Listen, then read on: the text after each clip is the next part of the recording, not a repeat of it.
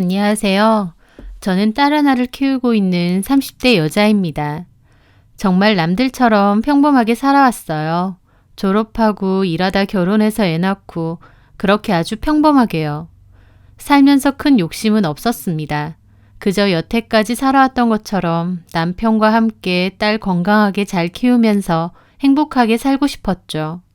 그런데 인생이란 것이 마냥 순탄하게만 흘러가지는 않더라고요. 정말 누구도 쉽게 경험할 수 없는 말도 안 되는 일을 겪어서 이렇게 사연을 보냅니다. 떠올리기도 끔찍한 그 사건은 남편이 출장을 떠나고부터 시작됐습니다. 평소에 출장을 그리 많이 다니던 사람은 아니었어요. 그래서 제가 전날 저녁 가방에 짐을 챙겨주며 이것저것 물어봤죠. 갑자기 웬 지방 출장이야? 그렇게 됐어. 근데 당신 회사는 무슨 출장을 주말에 보내? 어? 그게 일정이 그렇게밖에 안 돼서 어쩔 수 없었어. 지율이가 엄청 심심해하겠네. 지 아빠랑 논다고 주말만 기다리는데. 다음 주에 어디 놀러 가면 되지. 남편은 자기도 어쩔 수 없이 가는 거라면서 투덜거렸어요. 다음날 평소 출근 때보다 이른 시간에 남편은 아직 자고 있는 딸아이 방에 들어가 볼에 뽀뽀를 해주고 집을 나섰습니다. 저는 잘 다녀오라고 배웅을 해주고 여느 때처럼 집안일을 했어요. 아침 먹은 것들 설거지하고 아이를 깨워 학교 보낼 준비를 했습니다. 초등학교 2학년이었던 아이는 주말에 자기 아빠와 노는 걸 정말 좋아했어요.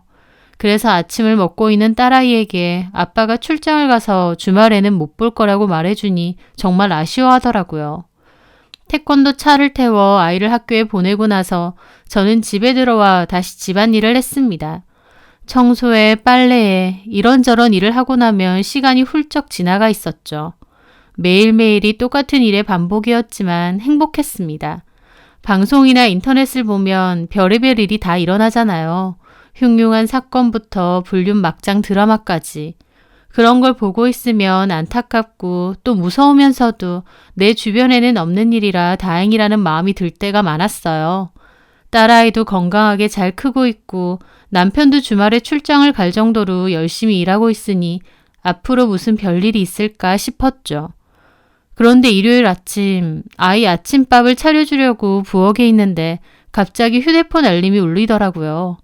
출장 간 남편 연락인가 싶어 확인했는데 카톡이 하나 와 있는 겁니다. 친구에게서 온 연락이었어요. 모임이 있을 때만 가끔 만나는 사이라서 갑작스러운 연락에 무슨 일인가 궁금해 카톡 내용을 살펴봤습니다. 친구가 보낸 건 모바일 청첩장이었어요. 친구는 이미 결혼했으니 당연히 본인은 아닐 테고 친구에게 여동생이 하나 있는데 그래서 보냈나 싶었습니다. 저는 날짜를 확인하기 위해 모바일 청첩장을 열어봤어요. 그런데 청첩장 안에 있던 웨딩 사진을 보고 저는 까무러치게 놀라 휴대폰을 바닥에 떨어뜨렸습니다. 당연히 잘못 본 거라고 생각했어요. 그 웨딩 사진 속에 있어서는 안 될 사람이 있었으니까요.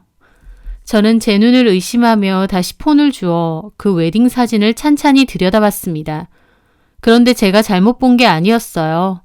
친구가 보낸 그 청첩장 속 웨딩 사진에는 턱시도를 입은 제 남편이 환하게 웃고 있었습니다. 본 적도 없는 여자를 끌어안고서요. 말도 안 된다고 생각했어요. 누군가 저에게 장난을 치는 건가 싶을 정도로 믿기지가 않더라고요. 저는 웨딩 사진을 계속 넘겨보면서 사진 속 남자가 진짜 제 남편이 맞는지 확인하고 또 확인했습니다. 그런데 신부와 머리를 맞댄 채 얼굴이 확대된 사진을 보는데 그 남자의 얼굴이 제 남편이 아닌 게 이상할 정도로 똑 닮아 있었어요. 저는 어떻게 된 일인지 친구에게 물어보려고 했는데 친구가 먼저 저에게 물어왔습니다. 혜미야, 너무 이상한데 이 사람 네 남편이랑 너무 닮아서 이름도 같은 것 같고. 제가 뭐라고 답장을 보내야 할지 몰라 망설이고 있자 친구가 다시 문자를 보냈습니다. 이 여자 내 여동생 회사 동기인데 오늘 결혼한다고 하더라. 그래서 어쩌다 청첩장을 봤는데 신랑 얼굴이 너무 익숙해서 그러다 갑자기 너가 생각나더라고. 나도 확실한 건 아니라서 말할까 말까 고민하다. 그래도 혹시 몰라서. 저는 이미 친구의 문자가 눈에 들어오지 않았습니다. 모바일 청첩장을 다시 열어 계속해서 확인했죠. 그런데 정말 신랑 이름에 제 남편 이름 김기태, 석자가 떡하니 들어가 있더라고요. 그걸 보고 있는데 내가 지금 꿈을 꾸고 있는 건가 싶어 볼도 꼬집어 봤습니다. 말이 안 되잖아요. 버젓이 결혼해서 초등학생 딸이 있는 사람이 다른 여자랑 또 결혼식을 하다니요. 저는 곧장 남편에게 전화를 걸었습니다. 그런데 남편은 받지 않았어요. 전화를 끊고 다시 걸기를 반복했지만 남편은 계속해서 연락이 되지 않았습니다. 마음속 제 의심은 점점 더 부풀어 갔습니다. 아닐 거라고 믿고 싶지만 청첩장 사진이며 전화를 안 받는 이 모든 상황이 저를 벼랑 끝으로 내몰았어요. 결국 직접 두 눈으로 봐야겠다 싶어 저는 딸아이를 친정에 맡기고 결혼식으로 향했습니다. 식장은 그렇게 먼 곳도 아니었습니다. 차로 20분 정도만 가면 있는 웨딩홀이었어요. 주말이라 그런지 웨딩홀이 북적거리더군요. 저는 사람들 사이를 가로질러 결혼식이 열리는 3층 로비로 올라갔습니다. 그런데 엘리베이터에서 내리자마자 숨이 턱 하고 막혔어요. 조금 거리가 있지만 식장 입구에 서 있는 사람은 분명 제 남편이었습니다. 저는 화장실로 가는 벽에 숨어 좀 더 그 모습을 지켜봤습니다. 남편은 턱시도를 입고 반듯한 모습으로 웃으며 하객들을 맞이하고 있더라고요. 그 모습이 어찌나 기이하던지 온몸에 소름이 다 끼쳤습니다. 며칠 전 큰 짐가방을 들고 출장을 떠났던 사람이 식장 앞에서 신랑 행세라뇨. 그런데 더 이상한 건 남편 옆에 서 있는 두 사람이었습니다. 보통 결혼식이라면 저 자리에 신랑의 부모가 함께 서서 손님을 맞이했을 테죠. 그런데 남편 옆에 서 있는 두 사람은 제가 아는 시부모님이 아니었어요. 전혀 모르는 얼굴이었습니다. 그런데도 남편은 그 두 사람과 웃음기 가득한 얼굴로 얘기도 주고받으며 한 가족처럼 행세하고 있더라고요. 그 모습을 지켜보는데 어떻게 해야 할지 막막했어요. 머리가 새하얗게 변해 아무 생각이 나지 않았습니다. 드라마에서 보는 것처럼 당장이라도 달려가 소리를 고래고래 지르고 남편 머리채를 쥐어 뜯어 놓아야 맞는 거겠지만 막상 저에게 이런 일이 닥치니 도저히 믿을 수가 없어서 숨도 제대로 쉬어지지 않더라고요. 눈에 보이는 모든 것이 비현실적이었어요. 지금까지 내가 알고 있던 것들이 전부 의심스러워지고 혼란스러워졌습니다. 내가 누구와 함께 살아왔던 건가? 내가 모시던 시부모님은 진짜 남편의 부모가 맞는가? 남편의 정체는 도대체 뭘까? 머리가 뒤죽박죽이 되어 화장실 벽에 기대 간신히 정신줄을 잡고 있었죠. 그리고 잠시 후 식이 시작됐습니다. 로비에 모여있던 하객들이 식장 안으로 들어가더라고요. 저도 그들 틈에 섞여 들어갔습니다. 뒤쪽 구석에 서서 신랑 쪽 하객들을 봤어요. 어떤 사람들이 온 건지 확인하며 설마 내가 아는 남편의 지인들도 온 걸까 열심히 살폈습니다. 근데 아무리 둘러봐도 제가 아는 얼굴은 없더라고요. 다들 웃으며 박수도 치고 아는 척도 하는 것 같은데 하나같이 처음 보는 얼굴들이었습니다. 제가 남편 지인들을 모두 아는 건 아니지만 부부 동반 모임이나 직장 동료 경조사에 갔을 때 그래도 인사를 나누기는 했거든요. 근데 자리에 앉아있는 하객들은 모두가 초면이었습니다. 그러니까 그 식장에서 남편을 제외하면 제가 아는 사람은 하나도 없었어요. 그 와중에 남편은 웨딩드레스를 입은 신부와 손을 잡고 선서도 하고 양가 부모에게 절까지 올리더군요. 그걸 보는데 순간 정말 남의 결혼식에 초대받았나 싶을 정도로 황당하고 기가 막히더라고요. 말려야 하는 게 맞는데 앞에 가서 이 남자는 내 남편이라고 말해야 하는 게 맞는데 수많은 사람들의 축하 분위기에 휩쓸려 그저 꿀먹은 벙어리처럼 그걸 전부 지켜보기만 했습니다. 고작 제가 한 거라고는 혹시 몰라 떨리는 손으로 남편의 모습을 사진 찍어둔 게 다였습니다. 그것 말고는 제가 여기서 뭘 해야 하고 뭘 할 수 있는지 모르겠더라고요. 저 혼자서는 도저히 감당이 안 됐습니다. 식이 거의 끝나고 단체 사진을 찍을 차례가 되어 사람들이 앞으로 나갈 때 저는 허둥지둥 웨딩홀을 빠져나왔습니다. 1층 로비에서 나오는 순간 다리에 힘이 풀려서 계단에 곧장 주저앉았어요. 살다 남편의 결혼식에 가는 여자가 어디 있을까요? 무슨 영화 제목 같은 이 상황이 보고도 믿기지 않아 30분 넘도록 멍청하게 앉아있다가 겨우 집에 돌아왔습니다. 그날 저는 나사 빠진 사람처럼 보냈어요. 아이가 배고프다고 보채도 도저히 뭘 할 수 있는 상황이 아니었습니다. 그래서 대충 배달 음식을 시켜놓고 저는 멍한 상태로 누워 있었죠. 그러자 아이가 저에게 다가오더니 묻더라고요. 엄마, 아빠는 언제 와? 뭐? 아빠한테 전화해볼래. 전화? 아이가 전화를 해보자는 말에 저는 다시 마음을 다잡고 남편에게 전화를 걸었습니다. 받으면 뭐라고 말해야 할지 몰라 신호음이 가는 동안에도 정신이 어질하더군요. 그런데 남편은 여전히 전화를 받지 않았습니다. 옆에서 아이가 자꾸 자기한테 휴대폰을 달라고 하는데 결국 메시지를 남겨달라는 말로 전화가 끊어졌어요. 몇 번 더 걸어보았지만 남편은 끝끝내 받지 않았습니다. 그제서야 저는 오늘 있었던 그 모든 일이 조금씩 받아들여지더라고요. 보채는 아이에게 아빠가 일 때문에 바빠서 못 받는 것 같다며 대충 둘러댔습니다. 그리고 아이를 방에 들여보냈죠. 안방으로 들어간 저는 남편에게 오늘 찍었던 사진을 보냈습니다. 이거 당신 맞아? 이게 무슨 일이야? 정말 당신이야? 당신 맞아? 남편이 제발 아니라고 답장하길 바라며 저는 울면서 카톡을 보냈죠. 그런데 다음날 확인해보니 제가 보낸 카톡의 일은 분명히 지워져 있는데 남편은 아무런 답장이 없었습니다. 그걸 보는데 정말 기가 막히더라고요. 다시 전화를 걸어봐도 전화기가 꺼져 있다는 소리만 들었습니다. 부랴부랴 남편의 회사에 연락을 했어요. 남편은 받지 않고 남편의 직장 동료가 받더군요. 안녕하세요. 저 기태씨 아내 혜미예요. 예, 잘 지내셨어요, 재수씨? 갑자기 무슨 일로... 저 혹시 저희 남편 이번 주말에 출장 간 거 맞나요? 출장이요? 아니요, 출장 계획 없는데요. 남편은 같은 부서 사람도 모르는 출장을 간 거였습니다. 그 얘기를 듣는데 어찌나 어처구니가 없던지. 그럼 지금 어딨어요? 출근했죠? 네, 출근을 했는데 외근 나가서 오후 돼야 들어올 거예요. 근데 무슨 일이시죠? 저는 이 상황을 남에게 설명할 수 없어 대충 알겠다며 전화를 끊었습니다. 그리고 이번에는 시부모님께 연락을 했죠. 혜미야, 무슨 일이냐? 어머님, 지율이 아빠가 다른 여자랑 결혼식 올린 거 알고 계세요? 뭐? 너 지금 그게 무슨 소리야? 어제 지율이 아빠 그 사람이 어떤 여자랑 결혼식을 했다고요. 시어머니는 제가 하는 말을 전혀 이해하지 못하시더라고요. 당연한 일이었죠. 이미 결혼한 아들이 다시 결혼식을 했다는데 그걸 어느 부모가 믿겠어요. 저는 어제 있었던 자초지정을 모두 설명해 드렸습니다. 그러자 시어머니 역시 황당해하시며 저에게 무슨 오해가 있는 거라고 하시더라고요. 그래서 전 전화를 끊고 문자로 사진을 보내드렸습니다. 버젓이 신랑 행세를 하고 있는 남편 사진을 본 시어머니는 다시 전화를 걸어 저에게 물으시더군요. 아니, 이게 무슨 일이야? 이게 무슨 사진이야? 어머님 아들이 어제 결혼식을 올렸어요. 그게 말이 돼? 세상에 그런 일이 어딨어? 제가 묻고 싶은 말이에요, 어머님. 기태 씨 지금 연락도 안 된다고요. 어떻게 자식 있는 사람이 이런 짓을 해요? 저는 휴대폰을 붙잡고 바닥에 쓰러져 꺼이꺼이 울었습니다. 모든 것이 명명백백 확실해졌죠.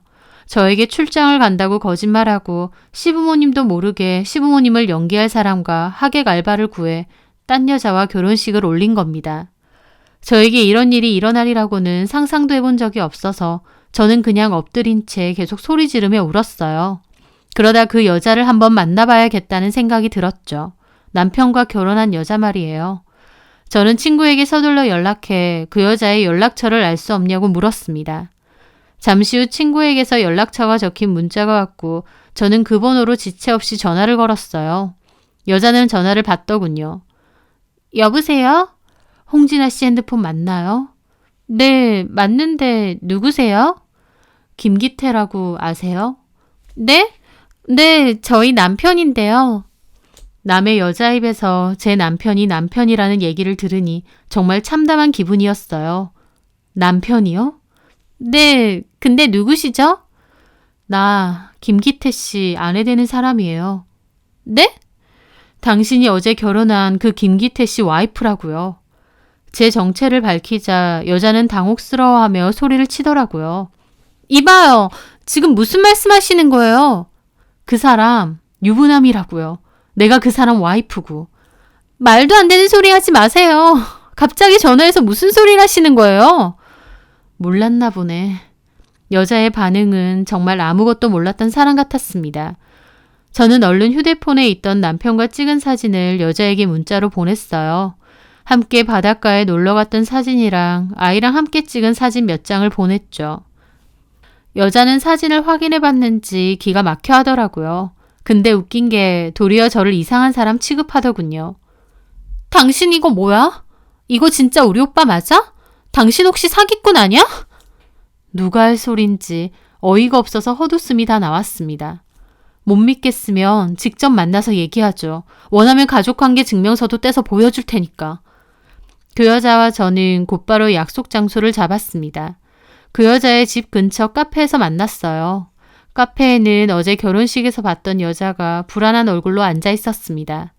제가 맞은편으로 가 앉자마자 여자는 언성을 높이며 저를 몰아세웠어요.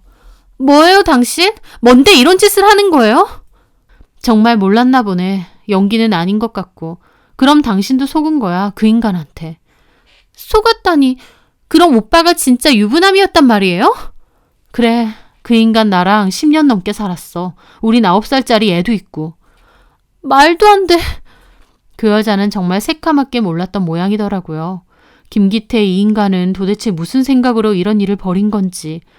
저는 더 확실하게 하기 위해 집에서 찾아온 가족관계 증명서와 제 휴대폰 속 다른 사진들을 보여줬습니다. 너무나도 확실한 증거들을 보여주자 그 여자의 얼굴은 점점 사색이 되더군요. 얼마나 만난 거예요? 1년 조금 넘게 만났어요. 1년이라니. 그 얘기를 듣는데 억장이 무너지더군요. 그 긴 시간 동안 남편은 저와 제 딸아이 그리고 이 여자 모두를 속이며 살아왔던 겁니다. 아니, 어떻게 1년이나 만났는데 모를 수가 있어요? 정말 몰랐어요. 정말. 진짜 몰랐던 거 맞아요? 다 알고 있었던 거 아니야? 아니에요. 분명 솔로라고 했어요. 자기도 이제 결혼해야 한다고, 결혼 전제로 진지하게 만나보고 싶다고 그랬어요.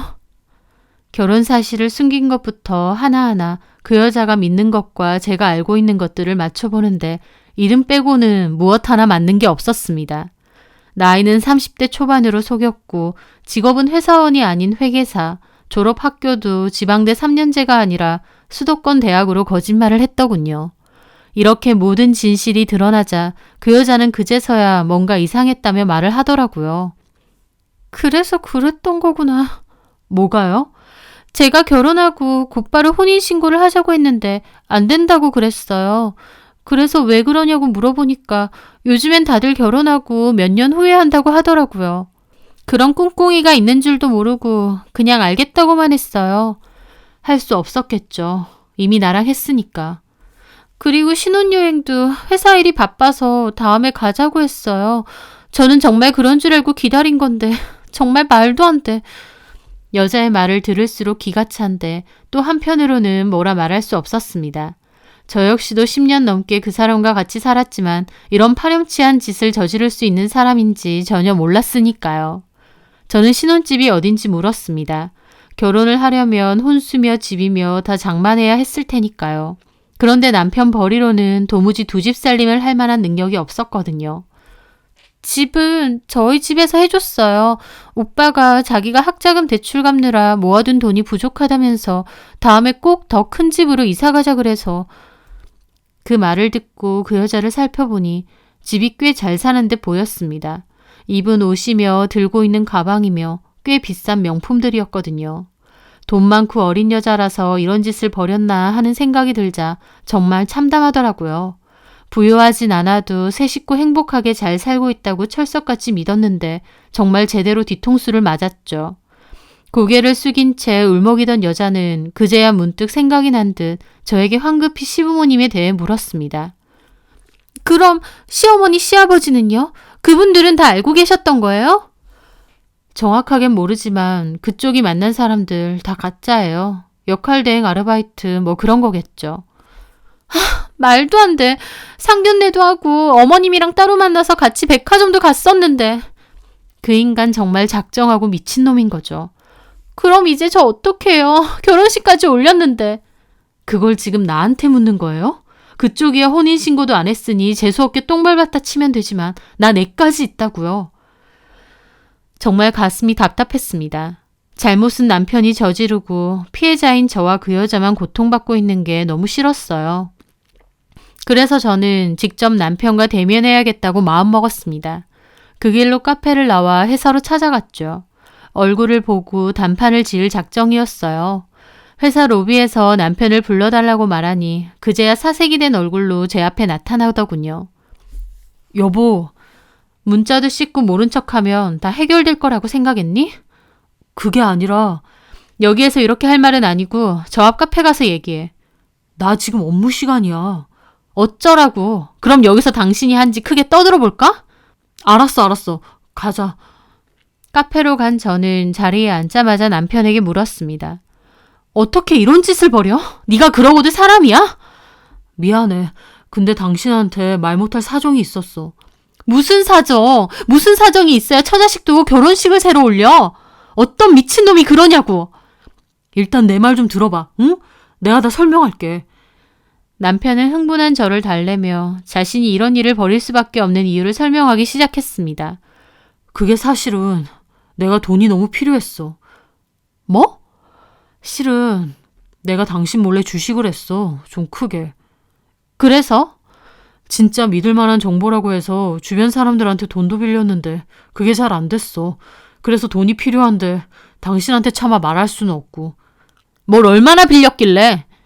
그게 1억 2천 정도. 뭐? 1억 2천? 그 얘기를 듣는데 저는 정말 이 남자에 대해 아무것도 몰랐구나 싶었습니다. 한 입을 덮고 살았는데 이런 비밀이 있을 줄 꿈에도 몰랐거든요. 근데 그게 결혼이랑 무슨 상관인데? 그게 진아 집이 정말 잘 살거든. 가지고 있는 건물도 많고 땅도 많고.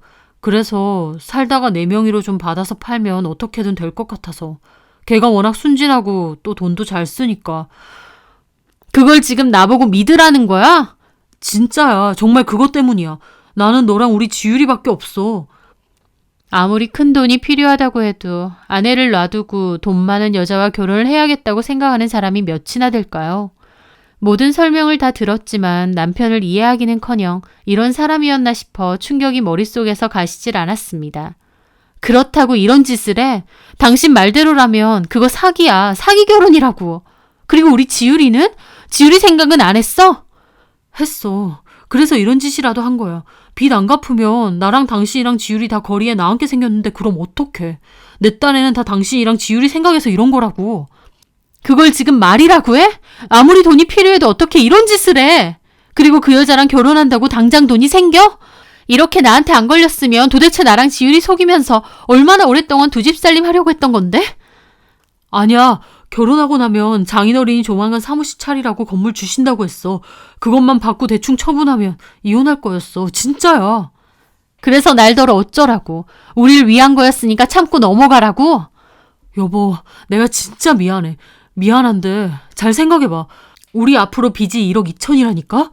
이런 방법 아니면 그걸 어떻게 갚아? 그러니까 당신이 조금만 이해해주면.